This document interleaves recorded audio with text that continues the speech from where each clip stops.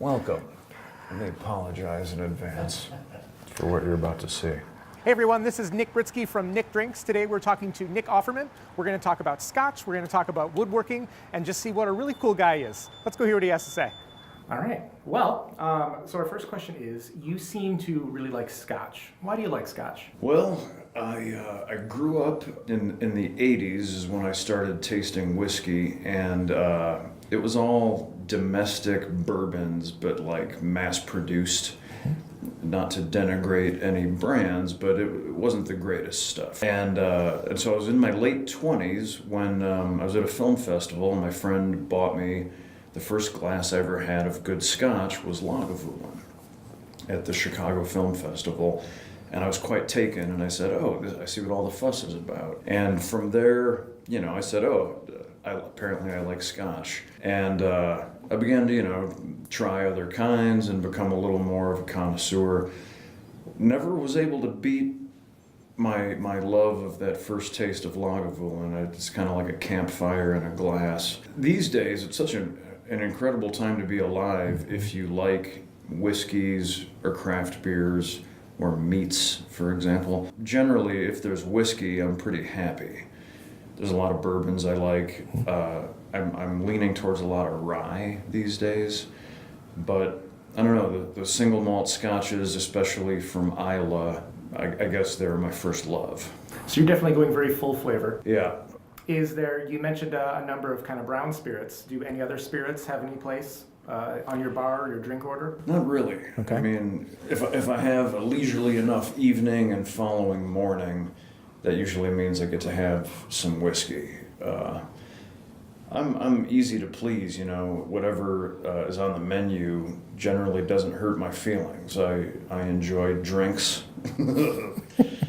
but given my druthers, I ask for the whiskey menu. The only thing I'd be curious about is Scotch kind of cocktails. What are your thoughts on kind of mixing Scotch? How dare you? I don't, I can't think of ever having had a Scotch cocktail. Okay. I really, I'm hilariously a simple person. I like cocktails, I like a rusty nail or an old fashioned or any cocktail, drinks are fun. But I never ask for one. If I can have a drink, then I look at the choice of whiskeys and I get it neat. I don't ever put ice in it, which is not necessarily, right or wrong. People are funny that way. People will apologize to me if they put an ice cube in their whiskey, and I say, I don't care what the hell you put in your whiskey. To each his own or her own. But I generally just take it neat, and I'm very happy about it. So like it or not, you've kind of become this icon around Scotch. So I'm sure people don't want to offend you. Well, it's funny, yeah. I mean, people will say to me, my wife really wanted to come meet you, but she's a vegetarian, so she was scared. And I say, I applaud a healthy eating choice, and I especially love vegetarians because that leaves more meat for those of us that might prefer it. But, I like to remind people that my character on Parks and Recreation was a fictional comedy character with superhuman qualities. If you ate or drank like Ron Swanson, you wouldn't live very long. My colon is ruled by nature, and his only by the whims of the writer's room. Understood. So does that mean that vodka has ever touched your lips? Sure, I've enjoyed a great deal of clear liquids. Okay. I think I was a big fan of Tito's vodka before it became huge. It used to be this obscure secret that you could get when you were around Austin, and then it trickled out to the Southwest, and then suddenly you can get it on a flight to Japan. Switching gears a little bit, carpentry has always seemed to be a passion. Is that something that kind of came from your theater days or even earlier than that? Well, I grew up in a family, in this great rural family in Illinois that to this day consists, I'm going to list some jobs, and this covers every adult in my family. Farmer, school teacher, librarian, paramedic, nurse. There's 4 librarians, and craft brewer. That's my little brother. He's the king of the family, for obvious reasons. But this incredibly salt of the earth family, and even the ones that aren't farmers all grew up in this farm community. So my dad is a retired school teacher, but he grew up on a farm. He worked for many years as a laborer. So he taught me to use tools, and my uncles and grandfathers taught me to build things and fix things. So then when I went to theater school, it was very beneficial for me that I could use tools, because I was very bad at acting when I started. And so I was able to build scenery and make myself valuable to my peers, even though it would be years before I would have any value on stage. So I ended up making a lot of my income in Chicago building scenery. And I really, I loved it. I flourished as a carpenter, but I never really, I never took pride in it as an art. So, as much as like, oh, I'm good at, I might as well have been laying bricks. Like, I'm really good at masonry, and I'm glad I can make a living. And then in my late 20s in Los Angeles, something just switched, where I was building a timber frame structure with a lot of large mortise and tenon joints. And it occurred to me that if I shrank these down, I could make an heirloom table. And I said, holy cow, I've unwittingly become a woodworker. And I just was suddenly besotted. And so then I was able to, as I matured, I've been able to recognize it as a really healthy part of my life. It keeps me from becoming a consumerist sheep.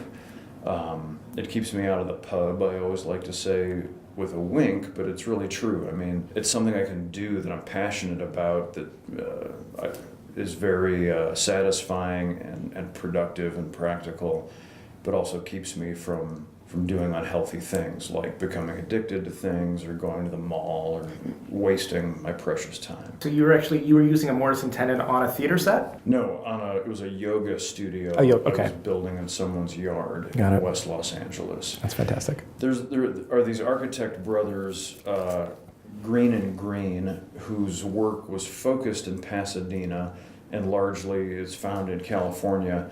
And they were contemporaries of Frank Lloyd Wright, or maybe a little earlier. And their stuff was very craftsman, but with an Asian influence. And so their houses are just masterpieces of craftsman construction, where all the joinery has these sort of Japanese and Chinese details. And I'd seen their work, and these friends of mine wanted me to build this yoga studio. So I said, what if I do it in this vernacular, and here we are. So that's a perfect segue. Are there any type of styles or woodworkers that have inspired your current work?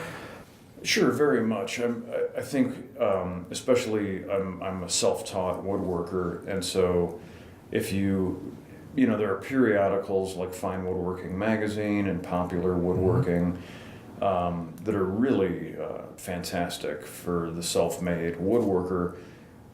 But you're also led to books by some of the great masters, George Nakashima, James Krenov, Tay Fried, who's Norwegian, I believe.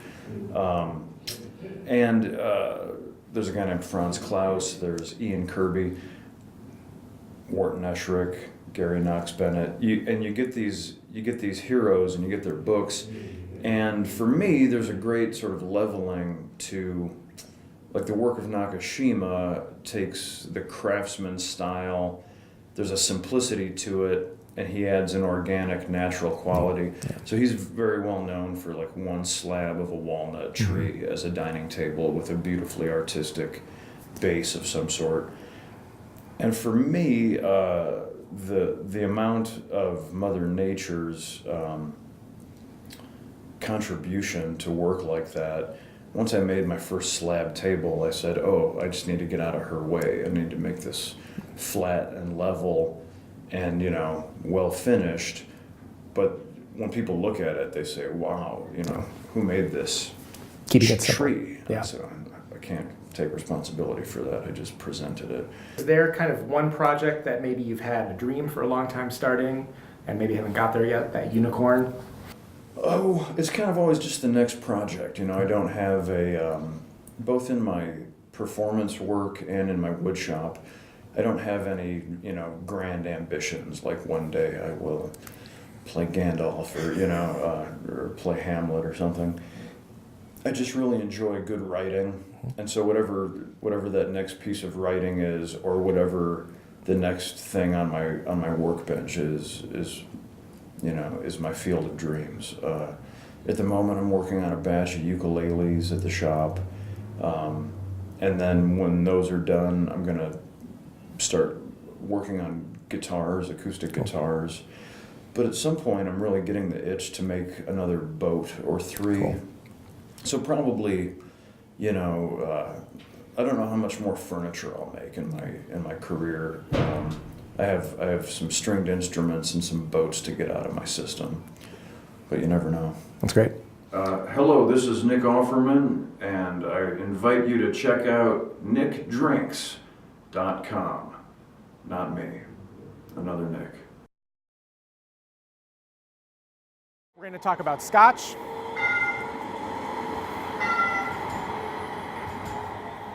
Q line!